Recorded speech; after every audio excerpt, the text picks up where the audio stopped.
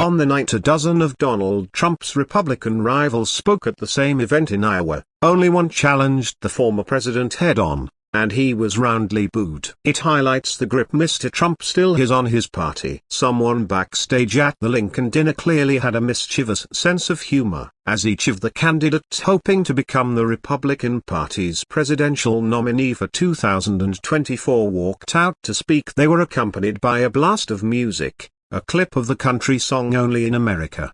When it was Mr. Trump's turn, two lyrics, describing two alternative paths that could await someone in the US, seemed particularly poignant. One could end up going to prison.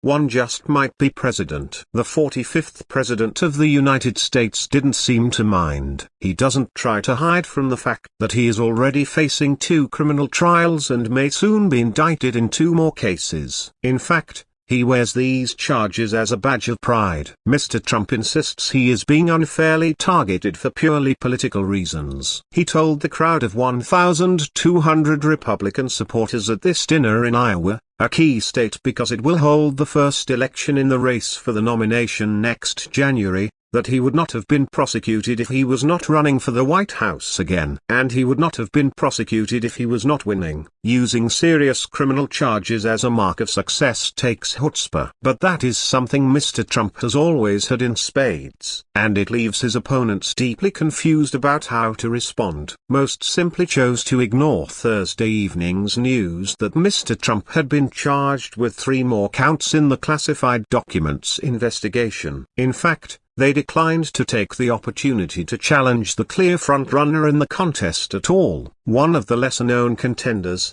Will Hurd, did take a shot. The former Texas congressman and CIA officer claimed Donald Trump was not running to make America great again. Donald Trump is not running for president to represent the people that voted for him in 2016 or 2020. Donald Trump is running to stay out of prison. Loud boos and rattling cutlery nearly drowned out the rest of what he had to say, with one man shouting "Go home." It was clear he had lost the room. Stacey P., one of many Republican voters wearing Trump stickers, told me she did not believe any of the charges against Mr. Trump.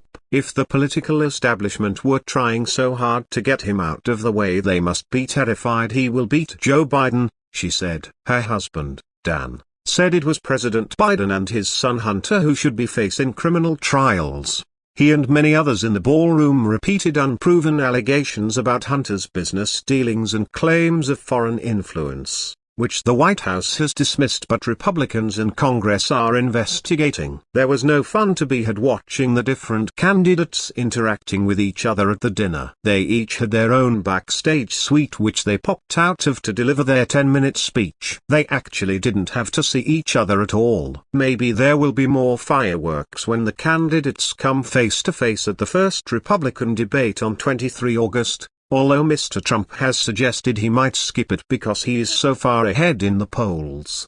Chris Sununu, the Republican governor of New Hampshire, is no fan of the former president but recently ruled himself out of running against him in 2024. He told me that for the other candidates to compete with Mr. Trump, it is not about what they say, because there are not significant policy differences, it is about how they perform.